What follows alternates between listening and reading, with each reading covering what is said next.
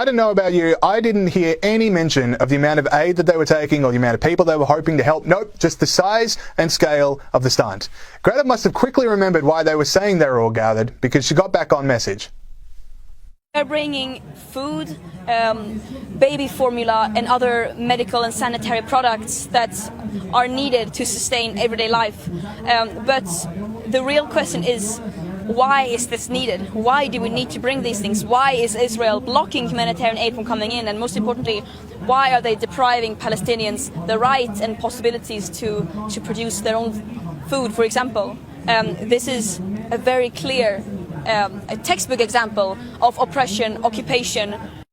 I'm coming across like a broken record now, but this is my point. If this fleet and flotilla was everything it says it is, there would be no but after the details about what aid is on the boats. And certainly, Greta would spend more time talking about the aid than the political backdrop. But that is not what is happening. And by the way, did you see that boat behind her and these boats here? How much aid could these actually carry? It's a theme across a lot of the boats on this flotilla. Have a look at them go as they leave. These boats are about to go on a weeks-long voyage and they are laden with activists. How many of the supplies on these boats are for Palestine and how many are for the privileged activists to make sure they're getting there in comfort?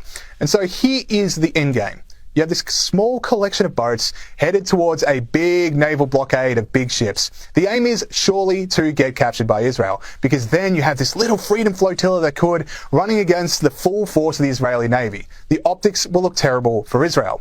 That is the reason the activists can't bring a big boat. It would lessen the image of what they are going for.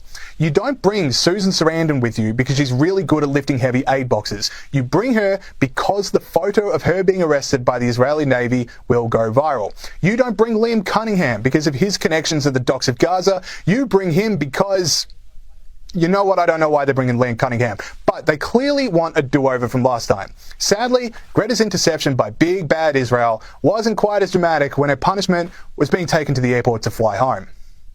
We were illegally attacked and kidnapped by Israel and taken against our will to Israel, where we were detained, and then some of us deported, some are still there. Yeah, it's hard to really convey a sense of outrage from an international lounge, but points for trying. So, if I were the IDF, I'd give them what they want.